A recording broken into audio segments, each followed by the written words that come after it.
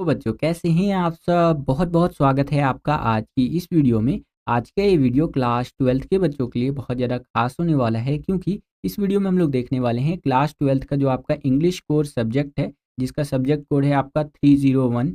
तो इसका जो आपका मिड टर्म का एग्ज़ाम होने वाला है, उसके लिए एक इंपॉर्टेंट सैम्पल क्वेश्चन पेपर इस वीडियो में हम लोग देखने वाले हैं। और ये सैम्पल पेपर आपके लिए बहुत ज़्यादा इंपॉर्टेंट हो जाता है बच्चों, क्योंकि जो भी क्वेश्चन हम लोग डिस्कस करेंगे सैम्पल पेपर के अंदर, इसमें से बहुत सारे क्वेश्चंस आपके पेपर में डिट्टो रिपीट हो सकते हैं। इस बात की बहुत ज़्यादा संभावना है, क्योंकि इस सैम्पल पेपर को डिज़ाइन करते वक्त उन्हीं क्वेश्चंस को यहाँ पर पिक किया गया है जो पिछले 10 साल के पेपर के अंदर बार बार रिपीट होते हुए आए हैं। ठीक है, तो वीडियो को पूरा ज़रूर देखिएगा। और अगर आप चाहते हैं कि इसी तरह से इंग्लिश के और भी सैम्पल पेपर की वीडियोज़ एंड आपका जो वन शॉट का वीडियो होता है, इंपॉर्टेंट अदर क्वेश्चंस हो जो हैं हमारे, ठीक है, चाहे आपका नोटिस का फॉर्मेट हो या अदर ग्रामर के पोर्शन की चीज़ें हो, उनकी वीडियोस हम आपके लिए लेकर के आते रहें। तो इस वीडियो को ज़्यादा से ज़्यादा लाइक कीजिएगा, क्योंकि ये इंग्लिश कोर का हमारा सैम्पल पेपर की सीरीज़ का पहला वीडियो है। ठीक है, तो अगर आप इस वीडियो पर, मैं लाइक का टारगेट सेट कर देता हूँ, अगर आप इस वीडियो पर 1000 लाइक पूरे कर देते हैं तो मैं आपको प्रॉमिस करता हूँ कि कम से कम 5 सैम्पल पेपर आपको करवाऊंगा इंग्लिश कोर के latest syllabus and latest pattern के साथ। प्लस में दोनों बुक की वन शॉट की वीडियो आपके लिए कवर कर दूंगा, जिसके अंदर मोस्ट इंपॉर्टेंट क्वेश्चंस मैं आपको बता दूंगा एंड अदर जो ग्रामर की चीज़ें होती हैं वो भी कोशिश करूंगा करवाने की। ये दो चीज़ें तो पक्का प्रॉमिस है कि मैं आपको करवा ही दूंगा। ये जय सर अर्थात एनसीईआरटी वाले सर का वादा है आप सभी बच्चों से। तो 1000 लाइक्स कंप्लीट करवा दीजिएगा। ठीक है, चलिए हम अपनी वीडियो को शुरू करते हैं। तो क्लास 12th है, हमारा सब्जेक्ट है इंग्लिश कोड, जिसका सब्जेक्ट कोड है आपका 301। इंग्लिश का जो आपका पेपर होगा वो 3 घंटे का होगा एंड मैक्सिमम मार्क्स जो आपके रहने वाले हैं वो 80 रहने वाले हैं, यानी कि 80 नंबर का आपका पेपर आएगा। नीचे चले तो यहाँ पर आपको जनरल इंस्ट्रक्शंस दिया गया है। जनरल इंस्ट्रक्शंस में बताया गया है कि जो आपका क्वेश्चन पेपर होगा उसके अंदर 13 क्वेश्चंस आपके होने वाले हैं, और जो भी क्वेश्चंस होंगे वो कंपलसरी रहने वाले हैं। ठीक है, and this question paper contains 3 section, यानी कि ये आपका जो क्वेश्चन पेपर है वो 3 सेक्शंस के अंदर बटा हुआ होगा। सेक्शन ए जो रहेगा आपका वो रीडिंग स्किल्स का रहेगा, जिसके अंदर आपको पता ही होगा कि जो आपका अनसिंग पैसेज वगैरह होता है वो आता है। ठीक है, एंड सेक्शन बी जो रहेगा वो आपका क्रिएटिव राइटिंग स्किल्स वाला रहेगा, जिसके अंदर नोटिस वगैरह या आर्टिकल वगैरह ये सारे क्वेश्चन आपसे पूछे जाएंगे। एंड सेक्शन सी जो रहेगा वो आपका लिटरेचर वाला रहेगा, यानी कि इसके अंदर जो आपकी दोनों बुक्स है फ्लेमिंगो एंड विस्टास वाली, उससे क्वेश्चंस यहाँ पर आपसे पूछे जाएंगे सेक्शन सी के अंदर। आगे चले तो यहाँ पर बताया गया है कि attempt all questions based on specific instructions for each part, write the correct question number and part thereof in your answer sheet. ठीक है, तो यहाँ पर बोला गया है कि जो भी क्वेश्चंस है उनके लिए इंस्ट्रक्शंस वगैरह दिए गए हैं अलग अलग पार्ट्स के अंदर, तो आपको वो देख करके आंसर लिखना है। एंड आंसर लिखते वक्त किसी भी क्वेश्चन का आपको ध्यान में रखना है कि करेक्ट क्वेश्चन नंबर आप जरूर लिखें। फॉर एग्जांपल मान लीजिए कि आप क्वेश्चन नंबर सेकंड का यहाँ पर आंसर लिख रहे हैं, तो ऐसा नहीं कि क्वेश्चन नंबर वहाँ पर 5 लिख दे और फिर वो आंसर लिखे। ठीक है, आंसर तो आपका सेकंड का है और आपने गलत क्वेश्चन नंबर डाल दिया तो आपके मार्क्स कट जाएंगे, है कि नहीं। तो वही चीज़ें यहाँ पर बताई गई है। एंड आगे चले तो यहाँ पर बोला गया है separate instructions are given with each question part whenever necessary the prescribe word limit will answering the questions. ठीक है, तो मतलब यहाँ पर बोला गया है कि इंस्ट्रक्शंस वगैरह अलग अलग से दी गई हैं, तो आप उसको देख करके आंसर लिखिएगा। आगे यहाँ पर लास्ट में ये बोला गया है कि वर्ड लिमिट का ध्यान रखिएगा, जो वर्ड लिमिट आपको दिया गया है उसी के अकॉर्डिंग आपको आंसर लिखना है। तो ये कुछ इंपॉर्टेंट बातें रही जो आपका मिड टर्म का एग्जाम होने वाला है इंग्लिश कोर का, उससे संबंधित। आशा करता हूँ कि आपको समझ में आया होगा। चलिए हम अपनी वीडियो को शुरू करते हैं और सेक्शन वाइज देखते हैं कि किस तरह के क्वेश्चन हमसे पूछे जा रहे हैं, कैसे हम उनका आंसर लिख सकते हैं। तो चलिए वीडियो को शुरू करते हैं सेक्शन ए बच्चों। के अंदर जो कि आपका रीडिंग वाला रहने वाला है और 20 मार्क्स का रहेगा। ठीक है, यानी 20 नंबर का आपका सेक्शन ए रहने वाला है। तो चलिए देखते हैं एक एक करके। पहला क्वेश्चन यहाँ पर देखिए क्या है कि read the passage given below. यहाँ पर जो पैसेज आपको दिया गया है इसको रीड करना है, इसके बेसिस पे आपसे क्वेश्चन पूछे जाएंगे, उसका आंसर आपको देना है। तो चलिए देख लेते हैं। यहाँ पर देखिए कुछ इस प्रकार से आपका ये पैसेज दिया गया है कि घोस्ट नेट्स आरंट जो है सो कि supernatural but they are जो है सो कि legitimately scary. A ghost net is a fishing net that's been lost और जो है सो कि abandoned in the ocean। कहने का मतलब यह है कि जो आपका घोस्ट नेट होता है, घोस्ट नेट मतलब यहाँ जाल की बात कर रहा है। आप देखते होंगे कि समुद्रों के अंदर जो है ना, जो मछली पकड़ने वाला जाल होता है इस तरह से फेंक दिया जाता है, फिर क्या होते हैं वो एकदम मतलब ना घातक रूप ले लेते हैं। क्यों? क्योंकि भैया घोस्ट नेट जब फेंका जाता है समुद्रों के अंदर तो उससे मछलियां ही नहीं, मछलियों के साथ बहुत सारे समुद्री जीव जो है उसके अंदर फंसते चले जाते हैं। कई बार क्या होता है, घोस्ट नेट जो है खो जाता है। अब खोने से क्या होता है कि जो मतलब जैसे फिशर होता है, जो आपको मछली पकड़ने वाले होते हैं, ठीक है, वो उसको ढूंढ नहीं पाते हैं। अब वो समुद्र में ऐसे ही बह रहा है और उसमें मछली भी आ रही है, सारे जितने जीव जंतु है फंसते जा रहे हैं। तो कहीं ना कहीं ये बहुत ज्यादा खतरनाक है पूरे समुद्री जीवन के लिए, यानी कि ओशन लाइफ के लिए। तो इसी तरह से यहाँ पर बताया गया है। कई बार क्या होता है कि जो आपका घोस्ट नेट होता है उसको यूं ही छोड़ दिया जाता है समुद्रों के अंदर, तो वो और भी ज्यादा खतरनाक होता चला जाता है। इस तरह से यहाँ पर ये पैसेज दिया गया है। वीडियो को पॉज करके आप पूरा का पूरा पैसेज रीड कर सकते हैं। इसके बेसिस पे जो हमसे क्वेश्चन पूछे जाएंगे उसका आंसर हम लोग देने का प्रयास करेंगे, क्योंकि भैया पूरा पैसेज अगर पढ़ने लग गए तो वीडियो काफी लंबा हो जाएगा हमारा, ठीक है। तो इस तरह से दिया गया है, वीडियो पॉज करके आप पढ़ सकते हैं। इसी के बेसिस पे आपसे क्वेश्चन पूछे जाएंगे और उसका आंसर आपको देना है। बहुत सारे बच्चे ये भी बोलते हैं कि सर यहाँ पर जो आपका अनसिंग पैसेज वगैरह ये जो आता है ये कहाँ से आता है। तो यहाँ पर देखो, एक चीज मैं आपको बताऊंगा, ये सिलेबस से नहीं आता है, आपका आउट ऑफ सिलेबस रहता है। और जो ट्रेंडिंग टॉपिक चल रहा होता है या फिर कुछ आपका अलग से अगर देना चाहते हैं टीचर लोग तो वहां से भी दे सकते हैं। जैसे अभी G20 चल रहा है, ठीक है, अभी आज तो खत्म हो गया G20, कल ही खत्म हो गया था, यानी 10 तारीख को ही आपका G20 खत्म हो गया था। तो हो सकता है आपका जो इस तरह का पैसेज है वो G20 के ऊपर दे दे या किसी गेम के ऊपर दे दे, तो कहीं से भी दिया जा सकता है। लेकिन हाँ, ये चांसेस रहता है कि जो अभी करंट में चल रहा है चीजें उसके ऊपर भी दिया जा सकता है, ठीक है, ये चांसेस रहता है।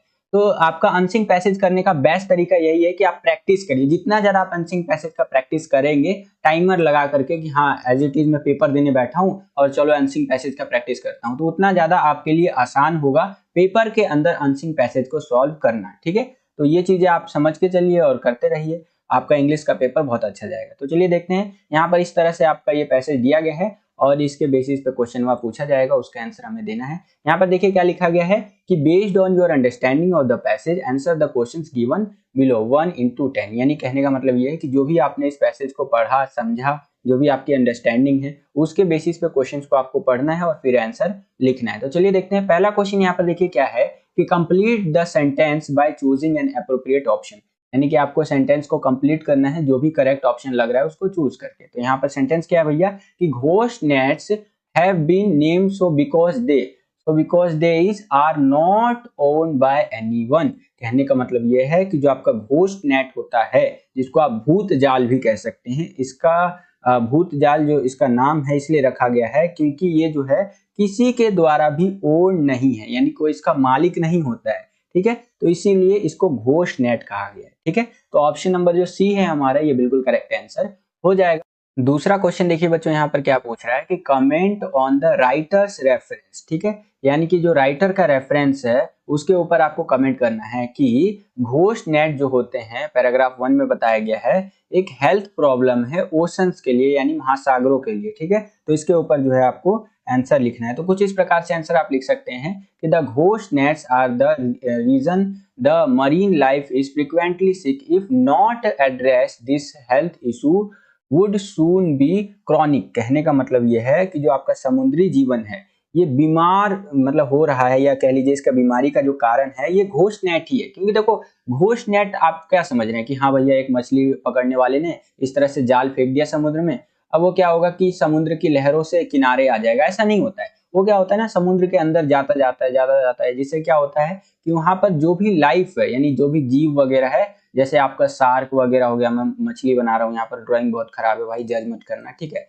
तो इस तरह से मछली हो गया आपका, या छोटे मोटे जीव हो गए, सब इसके अंदर ना फंसते चले जाते हैं। फिर क्या होता है, वो निकल तो सकते नहीं, उनके पास इतना दिमाग तो है नहीं, फिर ये बहुत बड़ा जाल बन जाता है इस तरह से, और बहुत सारे जो है कि समुद्री जीवों को ये मार देता है। और कोई एक मछली पकड़ने वाला जो जाल है वो तो है नहीं समुद्र के अंदर, बहुत सारे ऐसे हमें देखने को मिलते हैं जो अबेंडेंट है इस तरह से, है ना। तो ये बहुत ज्यादा कह सकते हैं एक बड़ा हेल्थ इशू है जो आपका ओशन लाइफ है, यानी समुद्री जीवन है उसके लिए। और इसको एड्रेस अगर नहीं किया गया, अगर इसको गंभीरता से नहीं लिया गया यहाँ पर, तो ये बहुत ज्यादा बड़ी स्वास्थ्य समस्याएं जो है उभर करके ला सकता है, या कह लीजिए बड़ी समस्या ये बन सकता है। जल्दी से जल्दी हमें इसके ऊपर एक्शन लेने की जरूरत है। तो इस प्रकार से आंसर आपको लिखना है बच्चों। तीसरा क्वेश्चन देखिए बच्चों, यहाँ पर क्या पूछ रहा है हमसे कि list the two ways being entangled in a ghost net is likely to impact a walrus. यहाँ पर आपको क्लू दिया गया है, think about the type of animal a walrus is. कहने का मतलब ये है कि उन दो तरीकों की सूची आपको बनानी है, लिस्ट बनानी है, जिनसे कि ये जो भूत जाल होता है, हमारा घोस्ट नेट होता है, इसमें फंसने से वॉलरस पर प्रभाव पड़ने की संभावना होती है या संभावना है। ठीक है, आपको क्लू भी दिया गया है कि इस बारे में आपको सोचना है कि जो वॉलरस है वो किस प्रकार का जानवर है। ठीक है, तो आंसर आपको कुछ इस प्रकार से लिखना है कि जो है कि एंटेंगल एंड कॉज इंजुरीज, यानी कि उलझना और चोट पहुंचना ये हो सकता है। ठीक है, और क्या हो सकता है, यहाँ पर बताया गया है कि उलझना और दोबारा सतह पर आने से, यानी कि रीसर्फिंग जो होता है वहां पर आने से ये रोकता है। साथ ही साथ leading to death by drowning, यानी कि डूबने से मौत हो जाएगी। तो इस प्रकार से आंसर आपको लिखना है। ये सारा आंसर भैया पैसेज के अंदर से ही आपको मैं यहाँ लिख के बताया हूँ, तो ये मत बोलिएगा सर जी आंसर आप कहाँ से लिख करके बता रहे हो। तो आंसर आपको पैसेज में मिल जाएगा, बस थोड़ा सा दिमाग लगाना होगा, समझना होगा पैसेज को, और उसके बेसिस पे आंसर आपको लिखते हुए चलना होगा। ठीक है, आगे चलते हैं। चौथा क्वेश्चन देखिए यहाँ पर हमारा क्या है। चौथा क्वेश्चन जो है आपका फर्स्ट पैराग्राफ का कह रहा है कि select the option that convey the opposite of negligible from word use in paragraph 2। कहने का मतलब ये है कि पैराग्राफ नंबर सेकंड में जो आपका शब्द इस्तेमाल किया गया है उस विकल्प का चयन करें जो आपका नग्न क्या विपरीत बताता है। तो इसका विपरीत जो है भैया यहाँ पर ऑप्शन नंबर बी हो जाएगा, यानी कि स्मारकीय। ठीक है, मॉन्यूमेंटल हो जाएगा।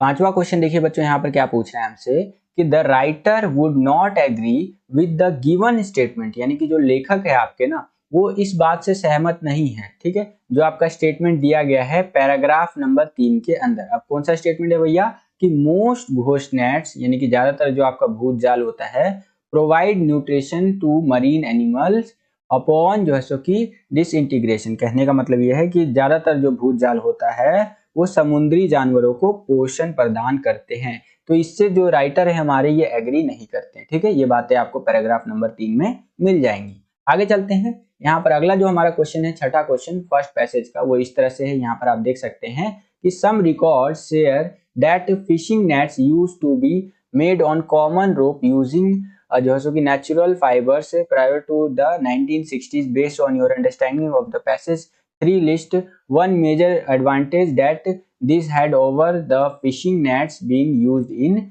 जैसे कि प्रेजेंट टाइम्स। कहने का मतलब यह है कि कुछ रिकॉर्ड बताते हैं कि 1960 के दशक से पहले मछली पकड़ने के जाल जो है प्राकृतिक रेशे का उपयोग करके सामान्य रूप से रस्सी से बनाए जाते थे। ठीक है, और आपको पैराग्राफ नंबर 3 के समझ के आधार पर बताना है कि वर्तमान समय में उपयोग किए जा रहे मछली के पकड़ने वाले जो जाल होते हैं ना, उनकी तुलना में एक प्रमुख लाभ हमें क्या देखने को मिलता है। ठीक है, तो इसका आंसर आप कुछ इस प्रकार से लिखेंगे, ये आप अपनी स्क्रीन पर देख सकते हैं कि जो आपका कृत्रिम फाइबर होता है, ठीक है, उसकी जाल की तुलना में विघटित नहीं होते हैं और बायोडिग्रेडेबल आसानी से विघटित होते हैं। तो इस प्रकार से आंसर आप लिख सकते हैं कि जो यूज टू बी बायोडिग्रेडेबल, यानी कि इजीली ये क्या हो सकते हैं, इनको एक तरह से डिस्पोज किया जा सकता है, और artificial fibre net to be not जो है सो कि डिसइंटीग्रेट। कहने का मतलब ये है कि उनको जो है एक तरह से डिस्पोज नहीं कर सकते हैं। ठीक है, तो यहाँ पर इस प्रकार से आंसर आप लिख सकते हैं। आगे चलते हैं।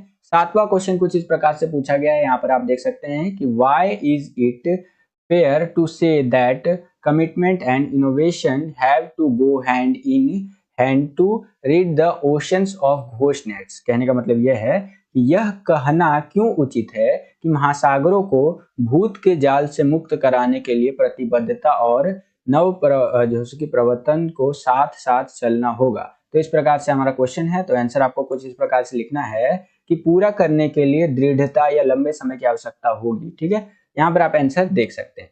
तो ये मोस्टली देखो जरूरी नहीं है कि सेम पैसेज आपका रिपीट हो जाए पेपर के अंदर, लेकिन प्रैक्टिस कराने के लिए मैं आपको सारे क्वेश्चंस बताता चल रहा हूँ। कुछ क्वेश्चंस यहाँ पर आप ऐसे भी देख सकते हैं, जैसे आपका 8वां क्वेश्चन हो गया, इसको देख लीजिए, इस तरह से पूछा गया है, आंसर आपको कुछ इस प्रकार से लिखना है। ठीक है, सारे क्वेश्चंस करने की जरूरत भी नहीं है हमें, लेकिन फिर भी प्रैक्टिस के लिए मैं आपको मोस्टली क्वेश्चंस बता रहा हूँ पैसेज के अंदर से कि किस प्रकार से हमारा पूछा जाता है। ठीक है, यहाँ पर आप देख सकते हैं इस तरह से क्वेश्चंस हमारे पूछे गए हैं। आगे चलते हैं, अब हम सीधे दूसरे क्वेश्चन की तरफ आ जाते हैं। ये भी हमारा पैसेज वाला ही रहेगा। यहाँ पर आप देख सकते हैं पैसेज को पढ़ना है और उसके बेसिस पे हमें आंसर्स को देखना है कि क्या करेक्ट आंसर हमारा यहाँ पर हो सकता है। यहाँ पर ये जो पैसेज है हमारा, ये क्या है कि it is generally accepted that the leadership development should be a part of education system responsibility for preparing individuals to participate in a democratic जैसे कि प्रोग्रेसिव सोसाइटी, ठीक है, डेमोक्रेटिक प्रोग्रेसिव सोसाइटी।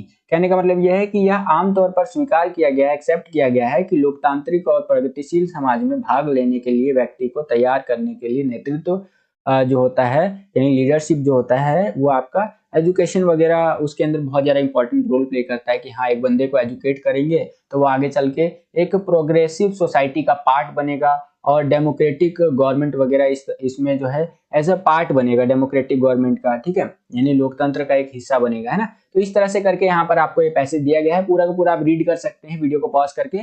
यहाँ पर आप देख सकते हैं सेकंड पैराग्राफ के अंदर इस तरह से है कि 2014 के बारे में जिक्र किया गया है, यहाँ पर जो स्टडी वगैरह हुई थी उसके बारे में।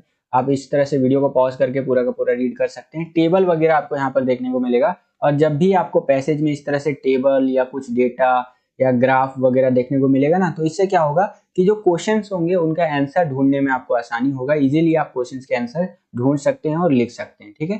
तो इस तरह से अगर आ जाता है तब तो भैया बल्ले बल्ले। यहाँ पर आप देख सकते हैं इस तरह से